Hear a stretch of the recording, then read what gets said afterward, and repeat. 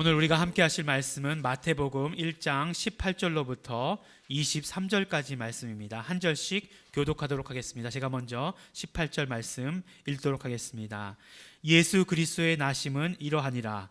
그 모친 마리아가 요셉과 정혼하였고 동거하기 전에 성령으로 잉태된 것이 나타났더니 요셉은 의로운 사람이라 저를 드러내지 아니하고 가만히 끊고자 하려. 이 일을 생각할 때에 주의 사자가 현몽하여 가로되 다윗의 자손 요셉아, 내 아내 마리아 데려오기를 무서워 말라. 저에게 잉태된 자는 성령으로 된 것이라. 아들을 낳으리니 이름을 예수라 하라. 이는 그가 자기 백성을 저희 죄에서 구원할 자이심이라 하니라. 이 모든 일에 된 것은 주께서 선지자로 하신 말씀을 이루려 하심이니 가라사대 보라, 처녀가 잉태하여 아들을 낳을 것이요 그 이름은 임마누엘이라 하리라 하셨으니 이를 번역한즉 하나님이 우리와 함께 계시다 함이라. 아멘. 우리 그 복음서가 4개의 복음서가 있습니다. 그래서 4복음서다 이렇게 얘기를 합니다.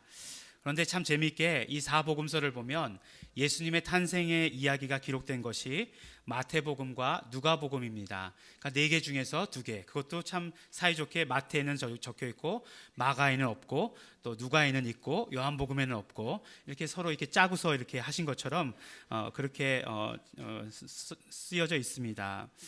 우리가 잘 아는 대로 예수님께서 육체의 몸을 입고 이 땅에 오셨다는 것은 굉장히 중요한 사건입니다. 요한서신서에 보면은 뭐라고까지 얘기하고 계시냐면 예수께서 육체를 입고 오신 것을 시인하지 아니하는 영마다 다 적그리스도의 영이다 라고 이렇게 얘기하고 있습니다.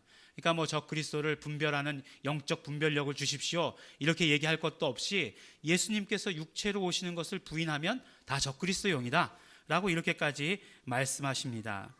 그렇기 때문에 우리는 또 예수님께서 어떻게 이 땅에 오셨을까 하는 것이 더욱더 더 궁금합니다. 그래서 그 궁금증에 대해서 모든 복음서들이 다 기록해 놓을 것으로 생각하고 있었는데 그런데 또 예수님의 탄생에 대해서는 반반으로 기록해 놨다는 거죠. 예, 뭐 짜장반, 뭐 짬뽕반 이런 게 아니라 하여간 이렇게 복음서에 보면 이렇게 반반으로 기록되어 있는 것을 볼 수 있습니다. 주일학교 다닐 때 연극을 늘 했던 것 같아요. 그 크리스마스만 되면 꼭 이 시간에 나와가지고 연극을 했던 것으로 기억합니다. 그러면 뭐 연극은 항상 예수님의 탄생에 대한 연극이에요. 그래서 마리아 나오고 요셉 나오고 천사 나오고 동방박사 1, 2, 3 나오고 이렇게 뭐 지금도 다 외워요. 그래서 이제 처음에는 동방박사 1, 2, 3이죠. 그래가지고 그냥 뭐 하나 가지고 있다가 놓고 그냥 빠지는 걸로 단역으로 끝나다가 저학년 때는 이제 조금 학년이 올라가면 고학년으로 올라가면 주연급으로 갑니다. 그래가지고 요셉을 한다든지 뭐 이게 그렇게 됐는데, 근데 지금도 기억나는 것은 연극을 하다 보면 늘 그 웃음의 포인트가 한 부분씩 있어요. 이게 뭐냐 하면은 이제 마리아가 등장할 때 항상 이렇게 모두가 다 한 번씩 빵 터지게 됩니다. 왜냐하면 마리아가 또 임신한 걸로 표현해야 되잖아요. 그래서 이제 뭐 옷을 이렇게 안에다가 이렇게 뱃속에다가 집어넣고 나와요. 그러면 이제 다 이렇게 굉장히 조그만 어린아이가 뱃속에다 이렇게 임신한 것이라고 해서 나오면 다 너무나 귀여운 거예요. 그래서 한 번씩 빵 터집니다. 그래가지고 다 이렇게 한 번씩 웃어요.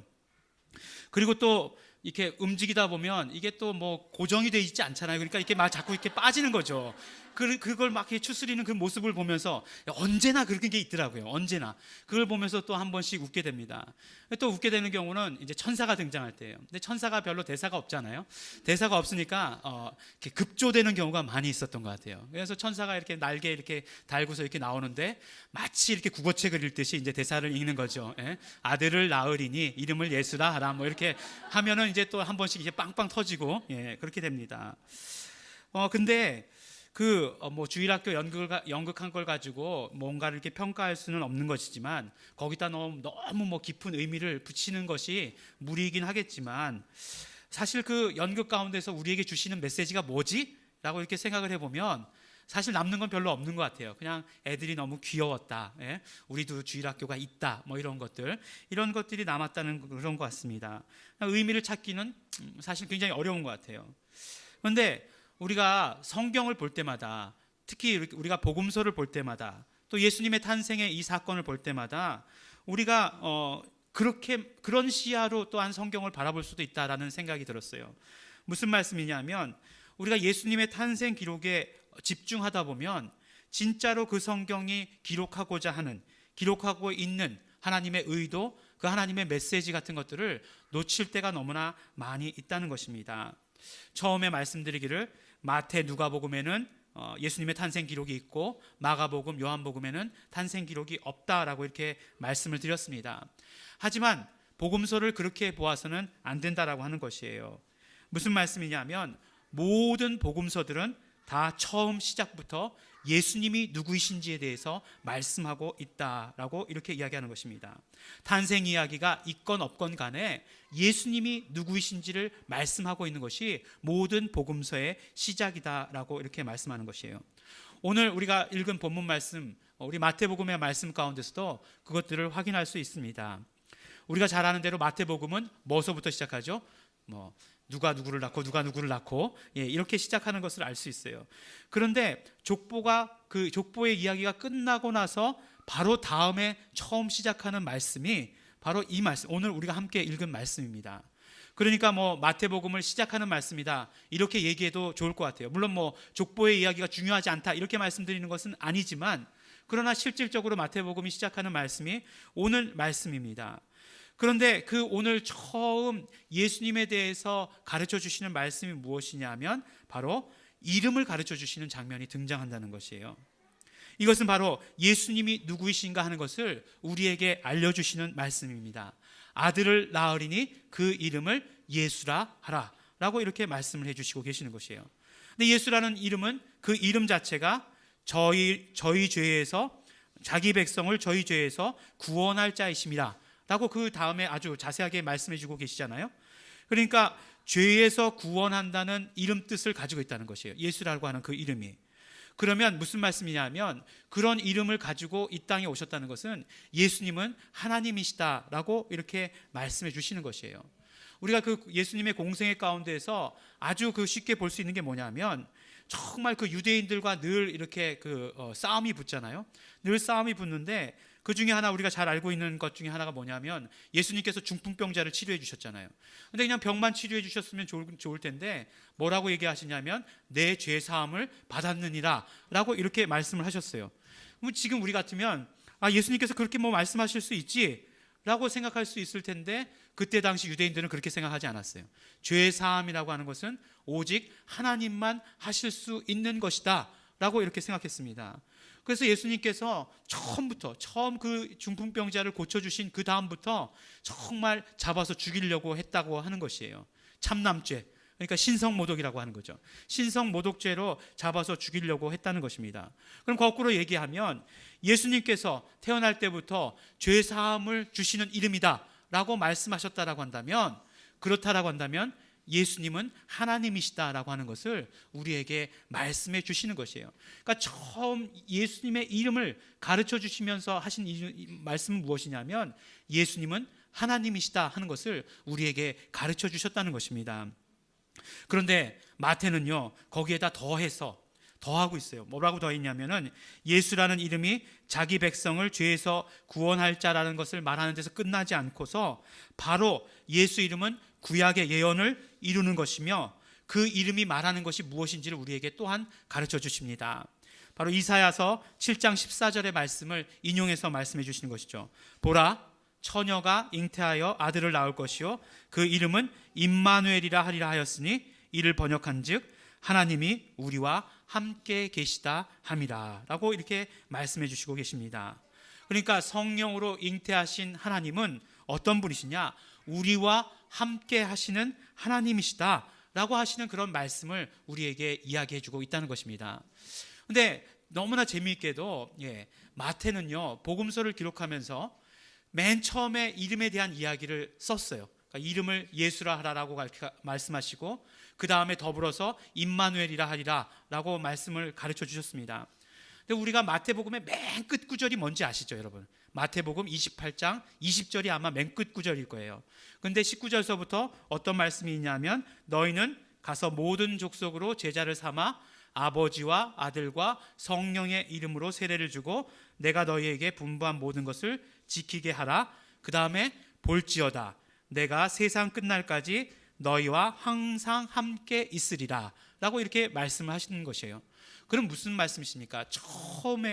처음에 이름을 가르쳐 주셨을 때 하셨던 말씀을 맨 마지막에 다시 그것을 풀어서 우리에게 말씀해 주시고 계시는 것 아니겠어요? 항상 내가 너희와 함께 하리라. 이게 무슨 말씀이에요? 임마누엘이잖아요. 임마누엘이라는 그런 이름을 가르쳐 주신다는 것입니다. 그런데 너무나 재미있게도 그냥 그것만 가지고도 그 이름을 가르쳐 주심으로 마지막을 끝냈구나 하는 것을 알 수 있는데, 바로 그 위에 뭐라고 말씀하시냐면 아버지와 아들과 성령의 이름, 성령의 이름으로 세례를 주고 라고 하는 그 말씀을 하심으로 말미암아, 우리 램 하신 분들은 너무너무 잘 알고 있죠. 아버지와 아들과 성령의 한 이름, 그 한 이름을 가지고 세례를 주고 라고 이렇게 말씀해 주시는 것이에요. 근데 이것을 만약에 그 원어로서 우리가 직역한다라고 한다면 이렇게 직역할 수 있습니다. 아버지와 아들과 성령의 한 이름 안으로 완전히 잠기어서, 이렇게 표현할 수 있을 것이에요. 제가 이렇게 말씀드린다고 해가지고 침례라는 말이 빠졌다고 해서 침례라는 의식을 무시한다 이런 뜻 절대 아닙니다. 근데 분명히 예수님께서 우리와 함께 하신다는 말씀의 의미가 바로 이렇다는 거 하는 것이에요.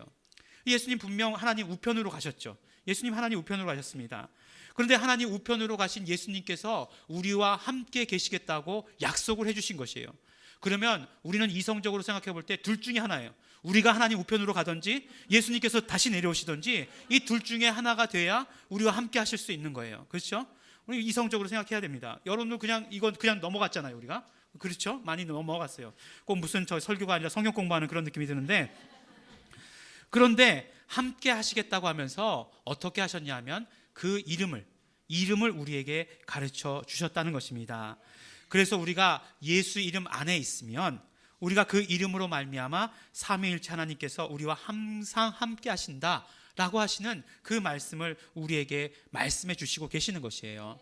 또 우리 예수님의 탄생 기록이 나와 있는 누가복음도 마찬가지입니다. 어떻게 태어나셨고 그 누가복음에는 훨씬 더 자세하게 나오죠. 자세하게 나오는데 누가복음도 마찬가지로 예수님께서 성령으로 말미암아 잉태되신 것을 말씀하고 나서 바로 어떤 사건이 나오냐면 이름을 가르쳐 주시는 사건이 나와요.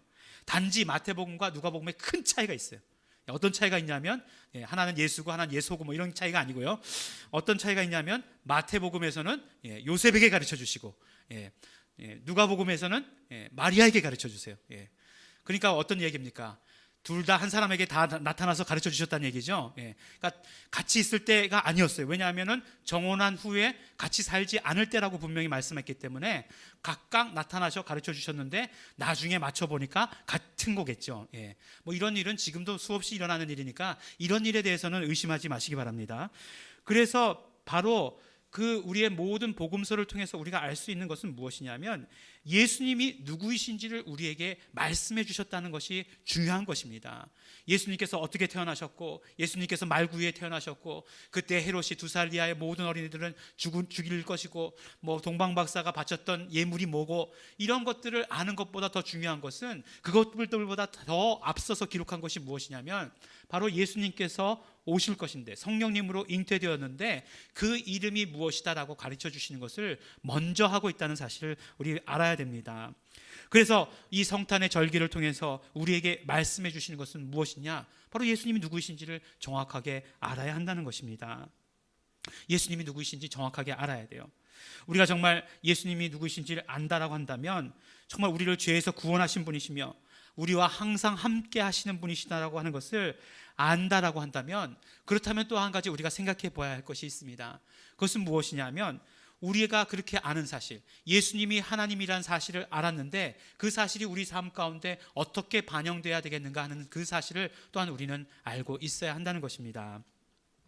그렇기 때문에 우리의 신앙생활이 그것을 그대로 드러내야 합니다. 우리가 알고 있다면 우리의 신앙은 그것을 그대로 드러내는 신앙이 되어야 하는 것이에요. 그렇기 때문에 첫 번째로 우리의 신앙생활은 그 이름 안으로의 신앙생활이 되어야 됩니다. 그 이름 안으로. 그 요한복음에 보면 예수님께서 그런 말씀 자주 하시죠.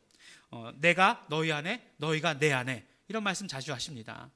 그러면 우리가 니고데모 같이 용기가 없어요. 예수님, 거듭난다는 것이 무엇입니까? 라고 물어볼 용기도 없잖아요. 근데 물어볼 용기도 없는데 사실은 또 뭔지도 잘 모르겠어요. 이게 예수님께서 내 안에, 내가 예수님 안에라는 게 이게 무슨 얘기인가 잘 모르겠다라고 하는 것입니다. 그런데 우리가 잘 알고 있는 우리가 신앙생활이다라고 하는 것에 대해서 잘 살펴보면 신앙생활이라는 게 어떤 거죠? 우리가 믿는 것, 예수님을 믿는 것, 그걸 신앙생활이라고 얘기하고, 또 믿은 지 이제 교단의 법에 따라서 몇 개월이 되면은 세례를 주거나 침례를 주거나 합니다. 그리고 또 우리 신앙생활이라고 하는 것, 모여서 기도하고 예배하고 하는 것, 이런 것들이 다 신앙생활이라고 할 수 있겠죠. 그런데 이런 것들을 뜻하는 단어들을 보면 뭐라고 얘기하고 있냐면은 믿는 것을 그냥 단순히 믿는다라고 얘기하지 않고 그 이름을 믿는다라고 얘기해요. 근데 그 헬라어 단어 뜻을 보면 어떻게 얘기할 수 있냐면 그 이름 안으로 들어간다라고 얘기해도 틀리지 않아요. 그 이름 안으로 믿는다. 좀 뜻은 애매하지만 하여간 기억해 두시기 바랍니다. 그 이름 안으로 믿는다. 또 침례를 받아도 예수 이름 안으로 침례를 받는다. 이렇게 얘기하고 있어요. 그리고 또 마태복음 18장 20절에 보면 두세 사람이 내 이름으로 모인 곳에 나도 그들 중에 있느니라 라고 이렇게 얘기할 때 모일 때에도 예수 이름 안으로 모인다라고 이렇게 표현할 수 있습니다. 이렇게 해석할 수 있는 그런 표현들을 쓰고 있어요. 그러니까 우리의 모든 신앙생활이라고 하는 것은 무엇이냐면 더 정확하게 얘기하면 예수 이름 안으로의 신앙생활이다라고 이렇게 말씀해 주시는 것이에요. 그러니까 안으로라고 이렇게 말씀드린 것은 무슨 말씀이냐면 여기에는 분명히 방향성이 있다는 것이에요. 그러니까 밖에서 안으로라고 하는 그런 어떤 방향이 정해져 있다는 것입니다. 이것은 무슨 말씀이냐면 우리의 신앙생활이라고 하는 것은 우리가 분명히 어떤 위치로 나가야 되는 것을 우리에게 말씀해 주시는 것이에요. 저절로 이루어지는 것이 아니라 우리가 그 자리로 나가야 되는 것을 말씀해 주시는 것이에요. 그러니까 예수 이름 안으로 믿는다는 것은 우리가 예수 이름 안으로 들어가야 되는 것을 말씀하시는 것이고, 우리가 예수 이름 안으로 침례를 받는다는 것도 침례를 받기 위해서 우리가 그 안으로 들어가야 한다는 것을 말씀해 주시는 것이에요. 모인다 할 때, 예수 이름으로 모인다라고 얘기할 때에도 우리가 정말 예수 이름 안으로 들어가야 그 모임이 이루어진다라고 이렇게 이야기하는 것입니다. 그러니까 결국 무슨 말씀이냐면 예수 이름으로라는 말씀은 우리의 의지, 그러니까 나의 의지와 나의 결단을 동원해서 그 신앙의 자리로 나아가야 된다라고 이렇게 말씀해 주시는 것입니다. 우리가 정말 예수 이름을 강조하는 그런 공동체죠. 그런 교회에 있습니다. 그것은 여러분들 우연이 아니에요. 정말 성령님의 인도하심이고 하나님의 지금 세대를 향한 뜻이라고 생각합니다. 그렇게 믿고 있습니다. 정말 예수님을 이 땅에 보내시면서 선포하신 그 이름을 우리 삶 가운데 그대로 우리는 반영해야 한다는 것이에요. 우리 신앙생활에 반영해야 한다는 것입니다. 어떻게 반영하는 거냐? 바로 예수 이름 안으로 우리가 나아가야 한다는 거예요. 우리 나아가는 신앙생활을 보여드려야 되는 것입니다. 나의 삶을 조정해야 되는 것이고, 나의 분주한 삶을 정리해야 되는 것이고, 나의 복잡한 생각들을 하나로 모아서 그 은혜의 자리로 나아가야 된다 라고 말씀해 주시는 것입니다. 이것이 정말 우리에게 성탄절을 맞이한 우리에게 이름을 가르쳐 주시면서 말씀해 주시는, 그 이름을 우리의 삶 가운데, 우리의 신앙생활 가운데 이렇게 반영하라고 말씀해 주시는 말씀입니다. 두 번째는요, 그 이름을 부르며입니다. 그 이름을 부르면서 우리가 살아가야 하는 것이에요. 이 세상에 예수 이름이 어떻게 증거될 수 있을까요? 예수 이름이 어떻게 증거될 수 있을까? 우리가 그 이름을 부르고 우리가 그 이름을 전하지 않는데 그 이름이 자동적으로 전해지고 자동적으로 사람들이 알게 되고 그렇지는 않을 거라고 생각됩니다. 물론 야, 너 그러면 하나님의 능력을 무시하는 것 아니야? 이렇게 얘기할지 모르겠지만 그런 건 절대로 아니고, 사도 바울도 그랬잖아요. 전도에 미련한 것으로 라고 이렇게 말씀했기 때문에 분명히 우리가 부르고 우리가 전해지는 거겠죠. 그런데 그러기 위해서는 우리에게 있어서 절대적으로 중요한 것이 무엇이냐면 예수 이름에 대한 실천과 체험이 드러나야 한다는 것입니다. 예수 이름에 대한 실천과 체험이 드러나야 되는 것이에요. 정말 우리가 예수 이름을 부를 때 삼위일체 되시는 하나님께서 함께 하시는 그런 체험들이, 그런 증거들이 그대로 드러나야 된다는 거예요. 그래야 전해지게 되어 있습니다. 그냥 우리가 단순히 부르는데 그럼 전해질 거예요. 물론 전해질 것이고 하나님께서 함께 하시는 이적들이 일어나겠지만 아무런 정말 어떤 표적도 이적도 일어나지 않는 데서 전해지는 것은 절대로 아니라는 것이에요. 우리가 체험해야 하는 것이고 그런 어떤 이적들이 일어나야 되는 것입니다. 삼위일체 하나님께서 함께 계실 때 어떤 일이 일어날 것 같습니까? 여러분들 정말 이 자리에 근심과 걱정으로 한껏 찌푸린 얼굴로 나왔는데 삼위일체 하나님이 계속 함께 계시다라고 하면 그것이 계속될 것 같습니까? 절대로 그렇지 않겠죠. 삼위일체 하나님께서 함께 계시는데 정말 나의 근심과 걱정과 그런 모든 고민들이 그대로 있다? 말도 안 돼요. 그럴 것 같지 않습니다. 내가 정말 삼위일체 하나님께서 여기 우리와 함께 계시는데 계속 한숨만 푹푹 쉬고 있어요. 에휴, 뭐 이게 뭐 되나? 뭐 이게 아유, 이렇게 될 것 같습니까? 절대로 그렇지 않겠죠. 절대로 그런 일은 일어나지 않을 것입니다. 우리가 정말 육체의 질병이 있어요. 내가 정말 고민하는 일들이 있어요. 풀리지 않는 문제들이 있어요. 그런데 삼위일체 하나님께서 이 가운데 계시는데, 우리와 함께하고 계시는데 그런 일들이 정말 치료되지 않고 그냥 그저 그대로 그렇게 있다, 우리는 그렇게 생각할 수 없다는 것입니다. 분명히 삼위일체 하나님께서 함께 계시다라고 한다면 함께 계시는 그런 어떤 이적들이 우리에게서 그대로 드러나게 될 것이라고 하는 것입니다. 그렇기 때문에 우리가 정말 그 이름을 부르면서 그 이적을 경험해야 되는 것이고, 그 이름을 부르면서 하나님께서 우리와 함께 계시다라고 하는 그런 증거들을 드러내야 하는 것입니다. 그러면 너무나 자연스럽게 그 이름이 전해지게 되어 있는 것이고, 많은 사람들로 하여금 그 이름을 부르게 할 수 있다라고 하는 것을 우리에게 말씀해 주시고 계시는 것입니다. 성탄의 주인이 언제서부터 산타가 되었어요. 예, 정말 보니까 전부 붉은색 일색인데 정말 성탄절에 각 나라의 성탄절 모습 그래가지고 나오는데 전부 산타만 나오더라고요. 야, 예. 그 산타에 대한 이야기는 제가 나중에 한번 쭉 정리를 해서 얘기를 해드릴게요. 예, 뭐 언제 4세기경에 뭐 성 니콜라스로부터 시작해가지고, 예, 북유럽으로 건너가서 미국으로 건너가서, 예, 코카콜라 선전에 나오면서 빨간 옷 입기 시작했고, 예, 처음에 성 니콜라스는 굉장히 빼빼 마르고 키가 큰 사람이었대요. 근데 이제 미국으로 건너가면서부터 빨간 옷 입기 시작하고 배부른 이렇게 할아버지가 돼버려가지고 늘 저는 산타복 입죠. 그런 날. 예. 예, 아닙니다. 또 보니까 아기 예수 탄생 뭐 이렇게 강조하더라고요. 아기 예수 왜 강조하시는지 아십니까? 세상에서, 예, 아기 예수 그러면 아무런 능력 없는, 예, 예수님을 만들어 놓고 싶은 거예요. 아무런 능력도 없고 거기에서 무슨 구원이 있고 거기에서 무슨 죄사함이 있고 영생이 있겠습니까? 그런 것들을 우리가 어떻게 생각할 수 있겠어요? 그냥 우리 주일학교의 연극을 보면서 아 귀엽다, 아 재밌다, 좋다, 뭐 잘 커라, 뭐 이런 식의 그런 어떤 감정밖에 느낄 수 없다는 것입니다. 그렇지만 우리가 예수 이름을 부르면서 하나님께서 함께 하심을 경험하게 되면 그 증거가 너무나 뚜렷하게 우리에게 나타난다라고 이렇게 말씀해 주고 계시는 것입니다. 이것이 우리의 삶에서 체험되어지면 그러면 자연적으로 예수 이름은 전해지게 되어 있습니다.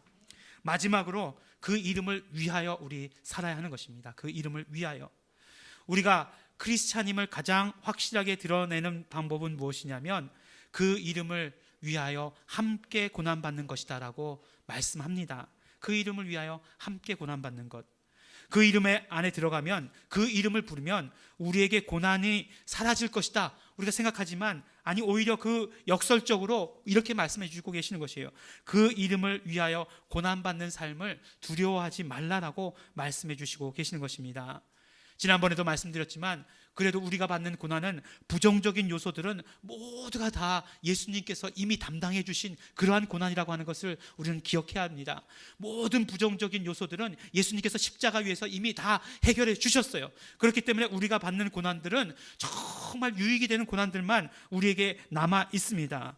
누가 우리에게 이렇게 질문하거든 이렇게 대답하시기 바랍니다. 왜 고난받는가 물어보거든 이제 대답은 한 가지밖에 없습니다.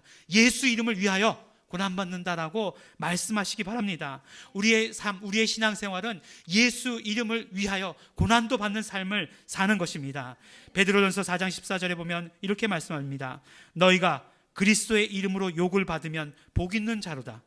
영광의 영, 곧 하나님의 영이 너희 위에 계심이라 라고 말씀해 주고 계십니다.